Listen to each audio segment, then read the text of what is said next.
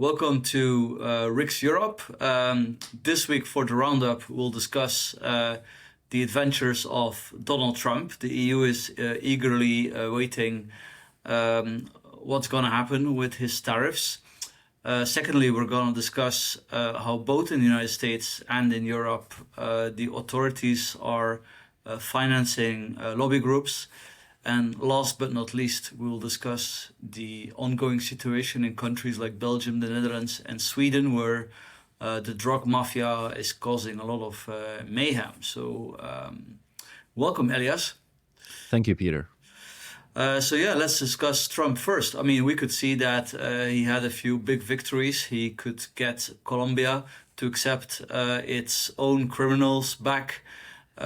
He achieved a truce with Canada and Mexico after they made some concessions. And when they asked him, "Are you going after the European Union?" he said, quote unquote, "Absolutely." And he called the European Union an atrocity. Apparently, he would be planning 10% tariffs. So I mean, that's quite bad, right?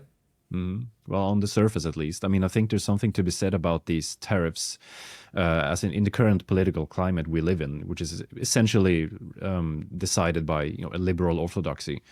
Tariffs and protectionism is seen as just inherently bad. I don't think that's necessarily the case. I think there's a case to be made for Donald Trump and for other nationalists like him to be taking the stance towards these sort of aggressive liberal regimes like the EU, like Canada to an extent, that are sort of actively harming Western interests in long-term ways by, for example, promoting multiculturalism, by promoting all of these very left-wing radical ideas to seep into society and shape the way we view children, we view gender, and all of these essentially what you would call culture war things. Not only culture war things, obviously. I mean, immigration is a very concrete and hard issue to tackle, but I think it makes his reaction to enact tariffs on the EU, on Canada, and on Mexico in this case it does seem proportional to me, especially considering how the EU has been handling the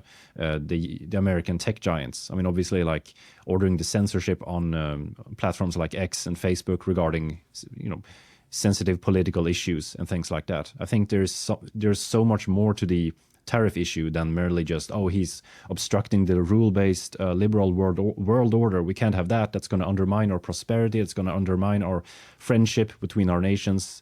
I mean, there's so many things that are at stake. I think that you would have to be a little bit more, give some leeway, actually, to the way that tariffs are being discussed right now. I don't think it's the end of the world. Well, I sort of agree with that, even if I'm, of course, as a libertarian, very much against tariffs. But if you look at the current tariff level, then the United States has one of the lowest. Slightly lower on average than European tariffs. But nobody really seems to mention that. And I do think Trump, instinctively, he says, yeah, I'm the tariff man, etc. But like he has also been making clear that this is very transactional for him, that he basically wants this tariff weapon in order to achieve other things. Mm-hmm. And I mean, if you ask me what he's asking for Mexico, which is to stop some of the chaos at its own border, is not unreasonable. It's the obligation of Mexico. I know less about Canada, but at least Trump is convinced that they allow a lot of the fentanyl into the United States. I don't know to what extent that is correct, but if it is the case, then, given how problematic the fentanyl crisis is in the States, it's certainly not unreasonable to make that into to turn that into a priority. If you look now, the European Union is going to react on it with their so-called bazooka. They have what they call an anti-coercion instrument, which consists in allowing the European Commission to restrict access to American financial services to the EU market. Secondly, also to bash US big tech. Now, the EU is already doing that. They have been introducing very big fines for big tech. And if you look into the legal detail, I think it's actually quite arbitrary. They claim that these, for example, Apple has to pay back $13 billion to the Irish government because the European Commission says, well, this was sort of a tax advantage that was only open for Apple, not for other big corporates. First of all, I think it's quite questionable, but even if you could say, yeah, it was indeed a bit an advantage specifically only for Apple, then it's very strange that the Commission, which doesn't really care about state aid anymore, they just wave all the subsidies through that governments are handing out more and more, which is terrible, especially for small economies.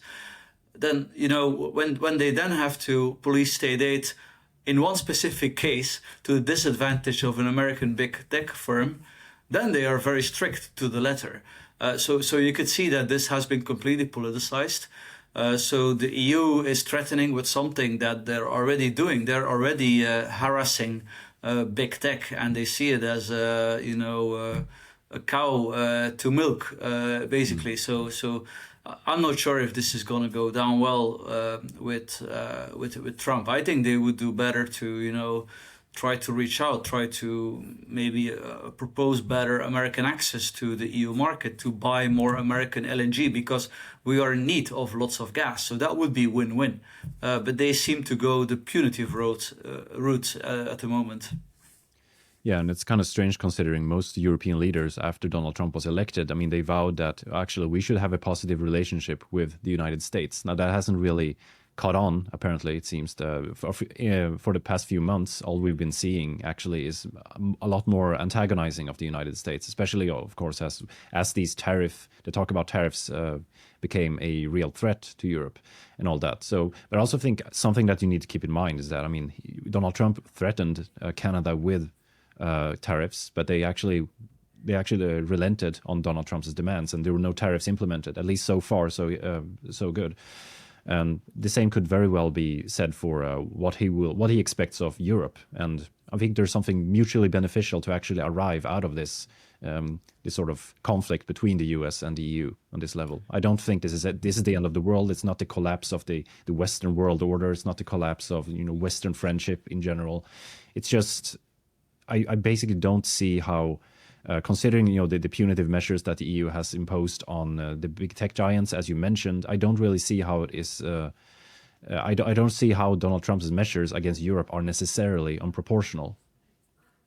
Well, let's hope so. And it's for sure that Trump is shaking things up also with the Doge operation in the US. We had a lot of news about how USAID was spending their money on everything from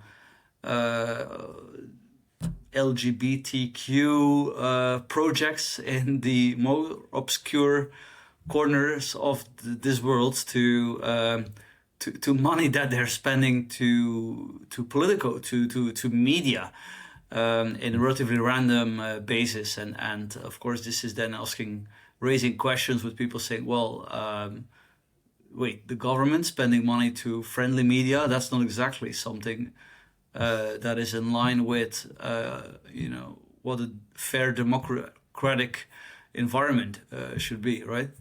Mm-hmm.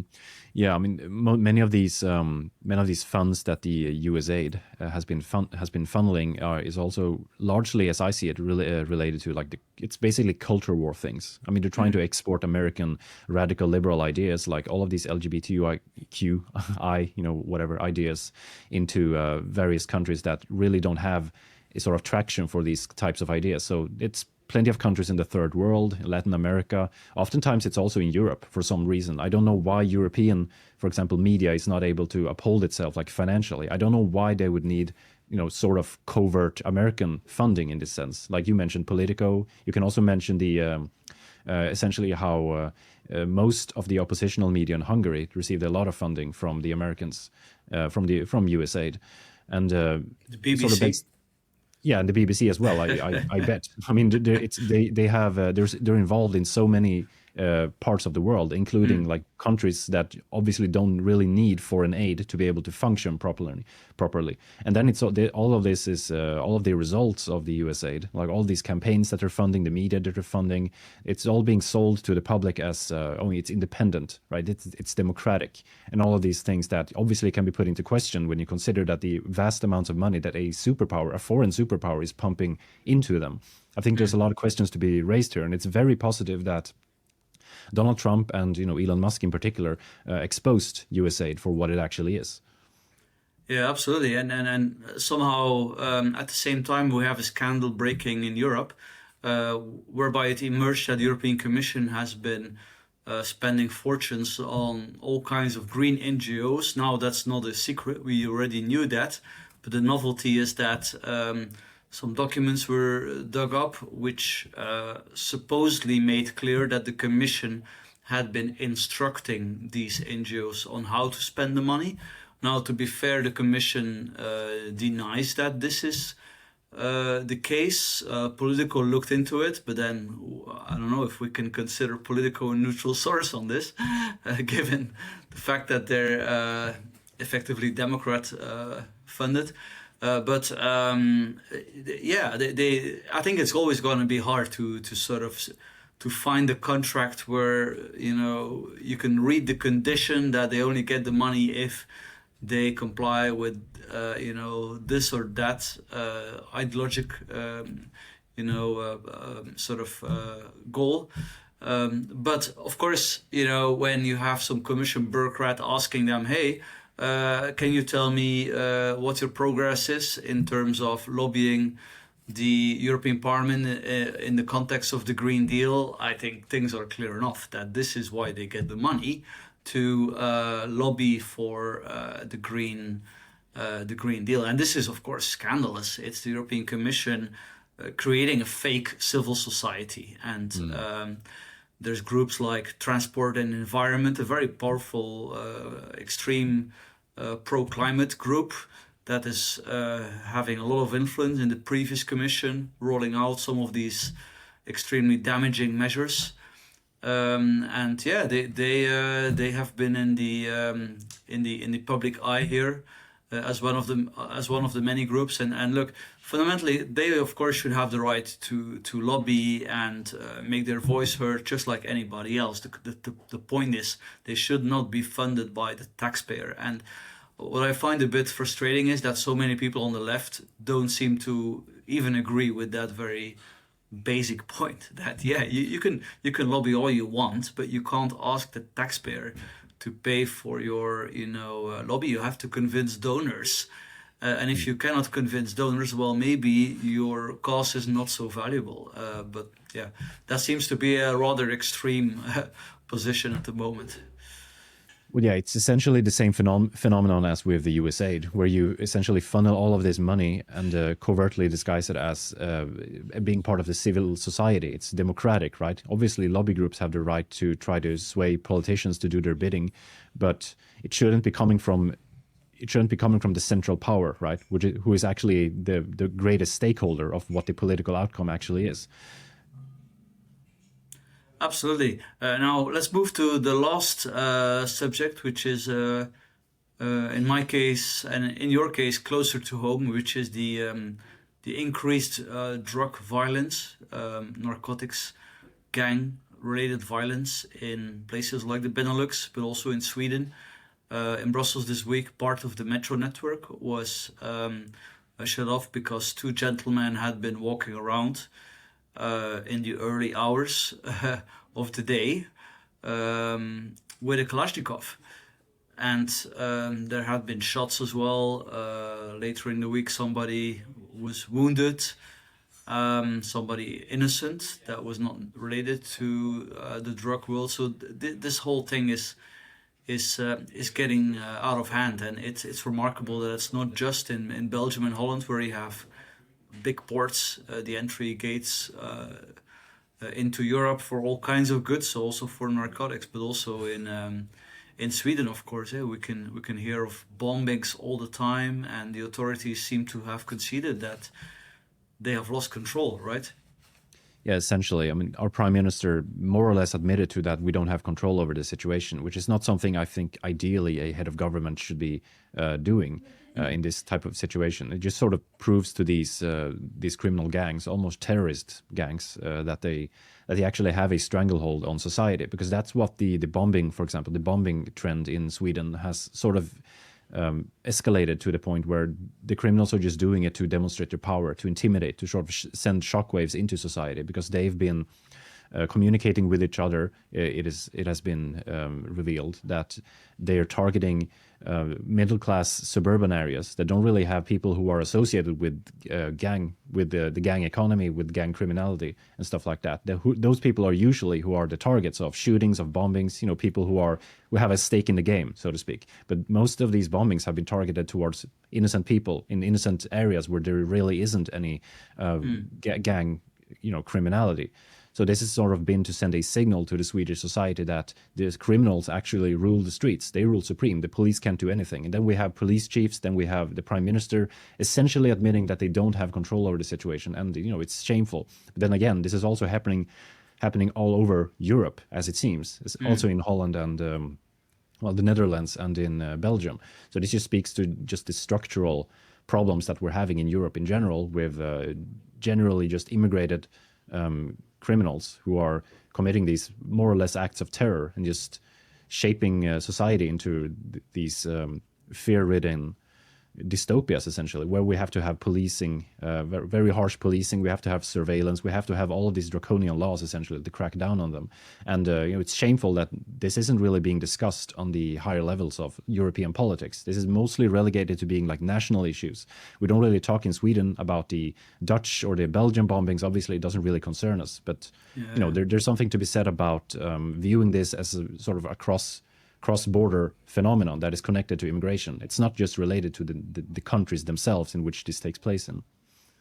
Well, also this week, the president of El Salvador, Mr. Bukele, who managed to reduce the number of homicides in his country in a impressive way by locking up huge numbers of narcotics-related gangsters. He offered not just the United States, but all countries in the world to send some of their prisoners to his shiny new prisons in El Salvador. So I'm wondering, maybe we should actually consider that. Why not? News may travel fast in the relevant circles that they may be sent to El Salvador. Now, of course, legally, you would probably have to make sure that this is all solid. But I know that in Belgium, there's been a precedent of Belgium sending its prisoners to other countries because of the insufficient prison capacity. And why not? In general, prison is not going to improve a person, but of course, when you're talking about violent people, I don't think you have. I don't think you have a choice. Yeah, and we've been having those. That's been a political issue in Sweden as well, actually, to essentially export these criminals and have them be hosted in jails in different countries, in prisons in different countries. The country that has been on the radar is actually Estonia, in Sweden's particular case. But if El Salvador is opening up its doors to actually, if for a fee, you can send your violent criminals here, then I think that's something that the EU should definitely be jumping on. Exactly. Well, it was a pleasure, Elias. So thank you for commenting, and thank you to the viewers for watching Riks Europe. Thank you, Peter.